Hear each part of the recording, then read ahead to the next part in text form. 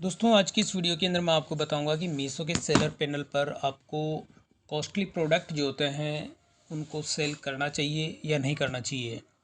तो उसमें वो बताने से पहले मैं आपको अपना सेलर पैनल के अंदर अपनी इन्वेंट्री सेक्शन और इन्वेंट्री सेक्शन के साथ ही जो रिटर्न आती है, यानी रिटर्न कोरियर रिटर्न की मैं बात नहीं करता, अभी मैं बात कर रहा हूँ कस्टमर रिटर्न की।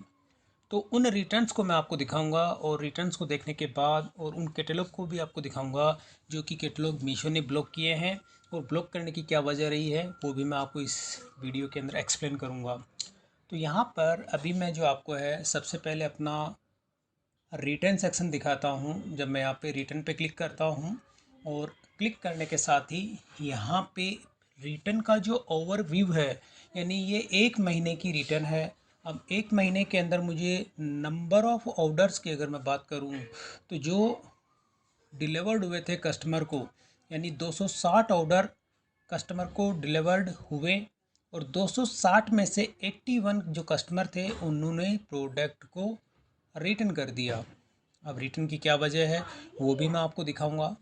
और ये तो हो गया कस्टमर ने, यानी कि 31% जो होते हैं कस्टमर उन्होंने मेरी प्रोडक्ट को रिटर्न किया है, और रिटर्न की क्या वजह है वो भी मैं आपको बताऊंगा।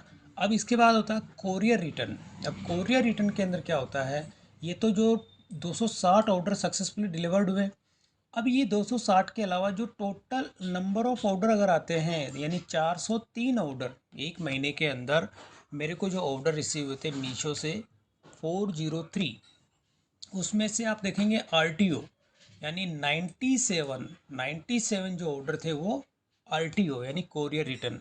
तो जो कोरियर रिटर्न आती है उसके अंदर भी यानी 70-80, मतलब अप्रॉक्स 80% प्रोडक्ट आपको सही मिलता है, और 20% जो प्रोडक्ट होते हैं उसके अंदर थोड़ा सा आपको ओवरटेपिंग भी मिलती है। ओवरटेपिंग के अलावा कुछ एम्प्टी बॉक्स होता है, रॉन्ग रिटर्न भी आ जाती है। तो उस केस में फिर जो होती है कि आपको क्लेम फाइल करना होता है। क्लेम तो आपको कस्टमर रिटर्न में भी करना होता है, लेकिन 100% आपके क्लेम मीशो की ओर से अप्रूव नहीं किए जाते हैं। तो यहाँ पे ये तो हो गया कि रिटर्न का रेशो मैंने आपको दिखा दिया। अब रिटर्न के अंदर मैं आ जाता हूँ रिटर्न ट्रैकिंग। रिटर्न ट्रैकिंग के अंदर क्या होता है, जो कि अभी इन ट्रांजिट है, मैं डिलीवरी जो मेरे को डिलीवर्ड हुए मैं उनकी बात अभी नहीं कर रहा, यानी कि जो अभी इन ट्रांजिट है, इन ट्रांजिट के अंदर मैं दिखाता हूँ रिटर्न टाइप के अंदर जो होता है कस्टमर रिटर्न। कोरियर रिटर्न तो मैं अभी नहीं कर रहा, लेकिन कस्टमर रिटर्न मैंने सेलेक्ट किया। और कस्टमर रिटर्न के अंदर आप अभी देखेंगे कि 29 ऐसे मेरे प्रोडक्ट हैं जो कि अभी इन ट्रांजिट है। ये और बढ़ भी जाएंगे, घटेंगे नहीं, ये बढ़ेंगे ही सही। और अब यहाँ पे मैं रिटर्न जो है कस्टमर जो है 29 ऐसे जो है इन ट्रांजिट है, जो कि मुझे अभी रिसीव होने हैं। तो यहाँ पे रीज़न जो होते हैं, यानी किस वजह से जो है कस्टमर ने इनको रिटर्न किया है, वो भी मैं आपको दिखा देता हूँ। कस्टमर जो है यहाँ पे आप देखेंगे कि ये जो प्रोडक्ट है इसको कस्टमर ने कहा है received incomplete product, missing quantity और एसेसरीज़। तो अब इसके अंदर मैं आपको बताता हूँ कि इसमें किसी तरह की कोई एसेसरीज़ नहीं है, एक सिंगल प्रोडक्ट है। अब उसके अंदर भी जो ये रीज़न आ रहा है, यानी कि रिसीव इनकम्प्लीट प्रोडक्ट, यानी कि इस तरह के जो कस्टमर होते हैं उनका प्लानिंग ही ये होता है कि वो जो प्रोडक्ट को बाय करते हैं, बाय करने से पहले ही प्लानिंग बना लेते हैं जब उनको फ्रॉड करना होता है या चोरी करनी होती है। तो इस तरह के जो ये चोरी जो करते हैं कस्टमर, तो ये यानी कि ये एक तरह के फेक कस्टमर होते हैं, यानी फ्रॉड इनका करना पहले ही इनका माइंड सेट होता है। तो यहाँ पर ये क्या करते हैं, प्रोडक्ट को भी उसके अंदर जो है अपने पास रख लेते हैं, और रखने के साथ ही कोई रॉन्ग प्रोडक्ट उसके साथ में रिटर्न कर देते हैं। तो एक चीज़ प्रोडक्ट हो गया, यानी अब मुझे जो है ये प्रोडक्ट नहीं मिलेगा क्योंकि मैंने भेजा यही प्रोडक्ट है, लेकिन कस्टमर इसको रखेगा और कोई दूसरी चीज़ भेज देगा, यानी इनकम्प्लीट प्रोडक्ट ये हो गया। अब इसके अंदर आप देखेंगे कि ये आइस बॉक्स है। आइस बॉक्स के अंदर भी कस्टमर का कहना है कि रॉन्ग प्रोडक्ट रिसीव्ड। तो इसमें भी ये होता है कि मुझे आइस बॉक्स नहीं मिलेगा, कोई दूसरा रॉन्ग प्रोडक्ट मुझे इसके अंदर रिसीव होगा। अब यहाँ पर एक ये होता है एग्जॉस्ट फैन है, इसकी मैं बात कर रहा हूँ। ये जो है कस्टमर, इसमें भी आप देखेंगे कि रॉन्ग प्रोडक्ट और डिफरेंट कलर और साइज़, जबकि मैंने खुद ने ये ऑर्डर पैक किया है और सेम यही ऑर्डर मैंने पैक किया है, यही कलर है, यही ब्रांड है, यही सारा सब कुछ ये है, लेकिन यहाँ पे कस्टमर का कहना है कि उसको रॉन्ग प्रोडक्ट रिसीव्ड। और इसमें कोरियर चार्ज आप देखेंगे कितना लग गया, 372। तो अप्रॉक्स यानी कि जितना इसके अंदर मार्जिन नहीं है उतना तो आपका शिपिंग चार्ज लग जाता है। तो ये भी इसके अंदर आपका जो होता है कि टोटली आपको इसमें लॉस देखने को मिलेगा। इसी तरह से मोस्टली केस मैं आपको दिखाता हूँ कि यहाँ पर कस्टमर कह रहा है रॉन्ग प्रोडक्ट रिसीव जब उसको होता है, यानी कि कस्टमर की जो क्वेरी होती है, कस्टमर बेस कंपनी है, इस वजह से कस्टमर के ऊपर किसी भी तरह की कोई बाउंडेशन इसमें नहीं लगा सकते हैं। तो यहाँ पर जो कस्टमर की कमेंट होता है, यानी कि रीज़न जो होता है रिटर्न करने का, अगर कस्टमर ने ये कमेंट किया है कि उसको रॉन्ग प्रोडक्ट रिसीव है तो उस केस में वो कुछ भी उनको दे सकता है और कोरियर बॉय उनको एक्सेप्ट करेंगे और ला के वो आपको डिलीवर करेंगे और फिर आपको को क्लेम फाइल करेंगे। क्लेम फाइल करने पर आपका क्लेम अप्रूव करना नहीं करना मीशो की टीम के ऊपर डिपेंड करता है। तो यानी कि आपके 100% केस जो होते हैं वो अप्रूव्ड नहीं किए जाते हैं। अप्रॉक्स आपका 40 से 50% ही केस आपका अप्रूव किया जाएगा, यानी कि 10 में से केवल 4 से 5 ही आपके क्लेम अप्रूव किए जाएंगे, बाकी के क्लेम आपके रिजेक्ट कर दिए जाएंगे।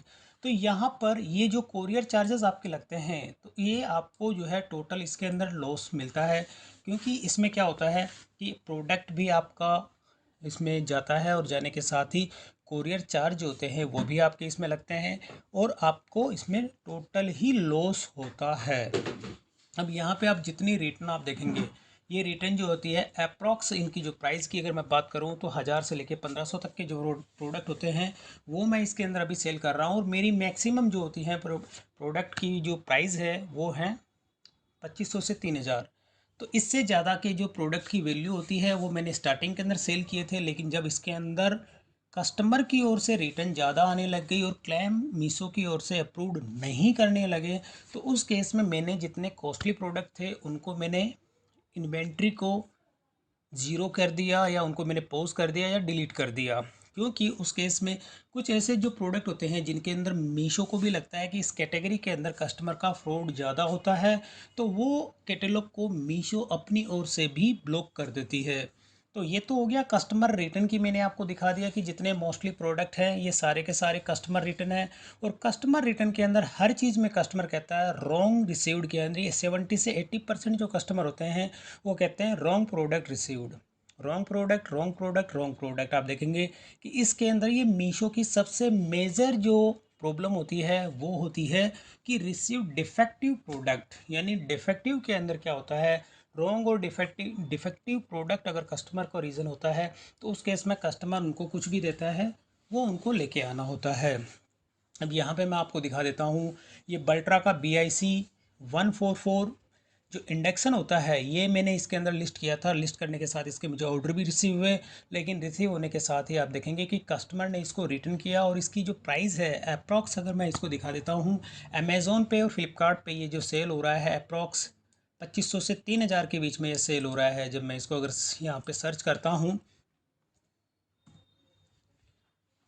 तो जियो मार्ट की अगर मैं बात करता हूँ तो जियो मार्ट पे ये सेल हो रहा है 2899 का। अगर जैसे न्यू टैब पे मैं ओपन करता हूँ और इसी को मैं फ्लिपकार्ट पे देखता हूँ और फ्लिपकार्ट के बाद मैं अमेज़ोन पे भी इसको चेक कर लेता हूँ, तो यहाँ पे आप देखेंगे जियो मार्ट के अंदर ये हो रहा है 2899 का सेल आउट हो रहा है। और यहाँ पे अगर मैं बात करता हूँ इसकी फ्लिपकार्ट की तो फ्लिपकार्ट के अंदर तो ये भी स्टॉक में है नहीं।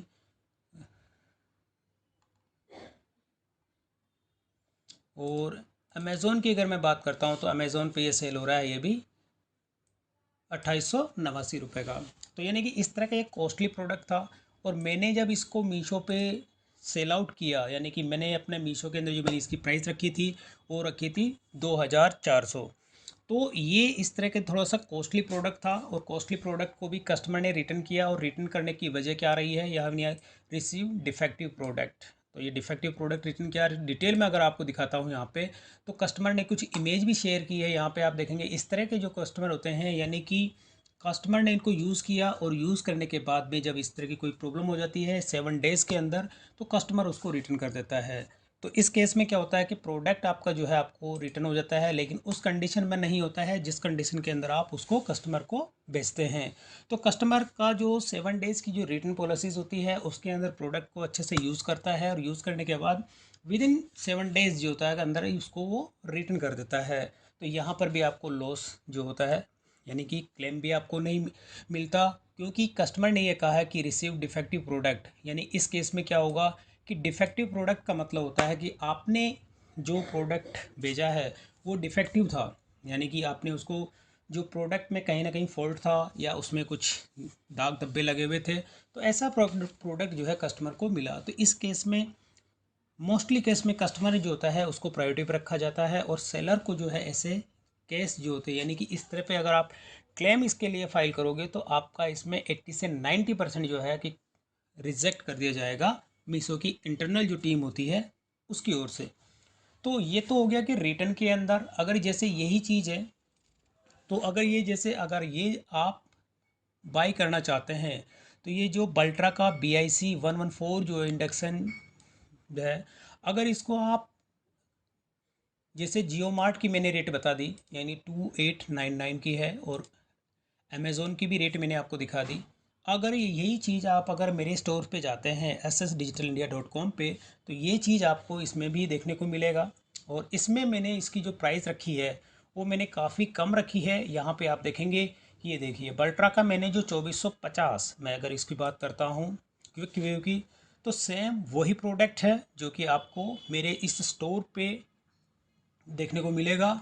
ये आप देखेंगे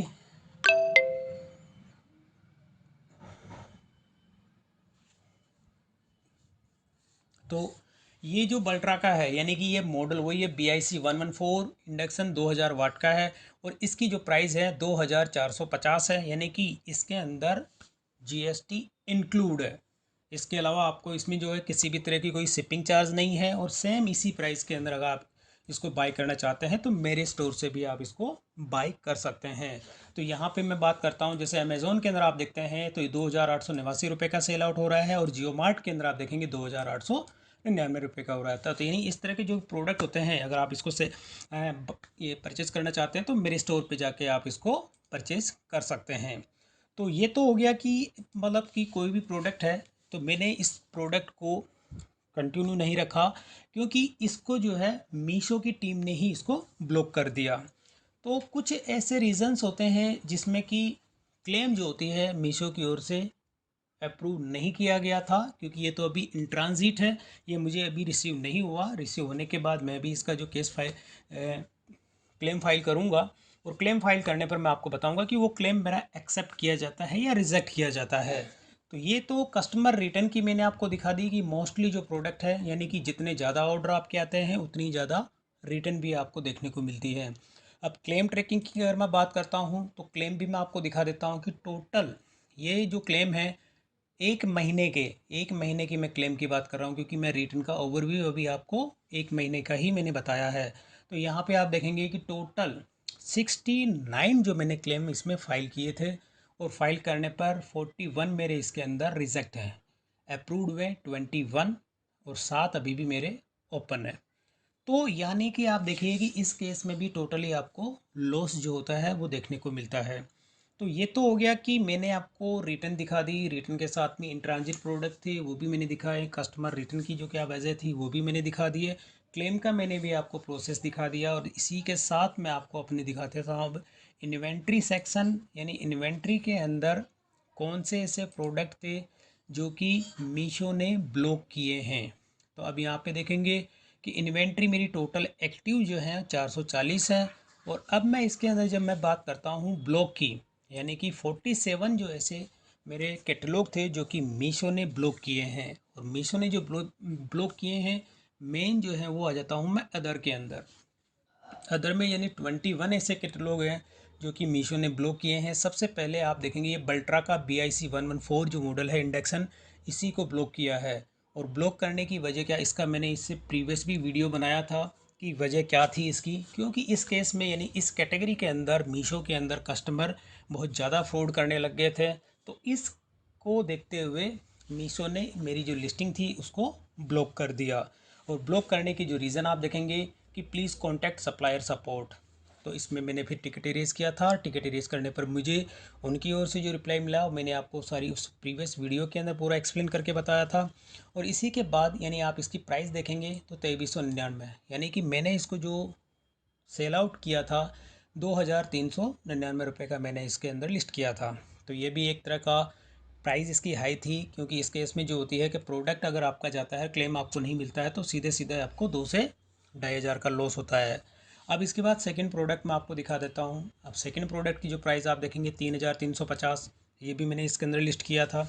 तो इसको भी जो है मीशो ने ब्लॉक कर दिया। ब्लॉक करने की वजह क्या रही है, यानी कि ये जो प्रोडक्ट है जेनरिक प्रोडक्ट हैं, मतलब इस तरह की जो, लेकिन ये थोड़ा कॉस्टली प्रोडक्ट हैं, तो इस वजह से इसको ब्लॉक कर दिया। 3350 इसकी मैंने लिस्टिंग प्राइस रखी थी, मीशो की जो प्राइस है।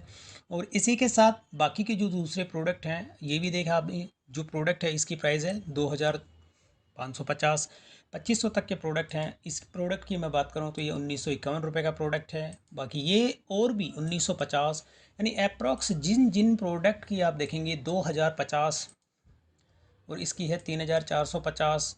सेकंड नंबर पे मैं आ जाता हूँ तो यहाँ पे आप ये देखेंगे इसकी 3500 की कॉस्टिंग, मतलब मीशो की जो सेल प्राइस है। और इसी के अंदर आप देखेंगे 2499 प्राइस, और यहाँ पे इसकी है 3050।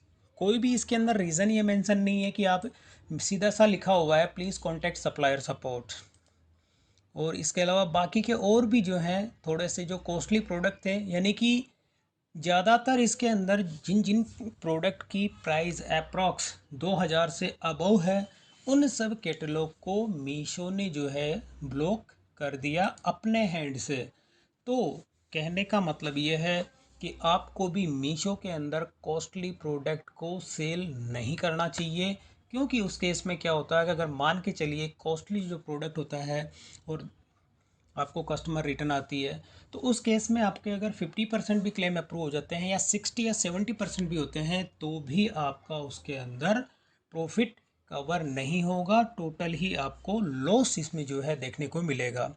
तो मेरा खुद का अपना पर्सनल ओपिनियन आपको यही है कि मीशो के अंदर आप अपने जो कैटलॉग जिसकी प्राइस हाई है उसको आप लिस्ट ना करें, क्योंकि अगर आप लिस्ट करते हैं तो उस केस में आपको लॉस ही देखने को मिलेगा, प्रॉफिट आपको नहीं होगा। और मोस्टली केस में जो होता है कि मीशो ही ऐसी लिस्टिंग को खुद ब खुद ब्लॉक कर देता है, क्योंकि ये कस्टमर बेस है।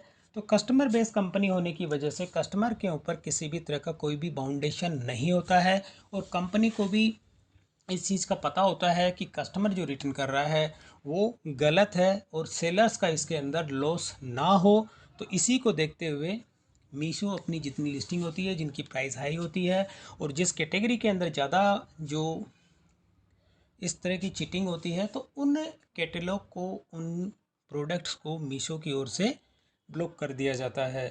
तो जैसे कि मैंने आपको इसके अंदर सारी चीज़ें दिखा दी, तो इसी में बस मेरा खुद का यही है दोस्तों कि आप कोई भी कॉस्टली प्रोडक्ट होते हैं वो मीशो पे सेल ना करें। मीशो के अलावा जो दूसरी जो प्लेटफॉर्म है उस पर आप इनको सेल आउट कर सकते हैं।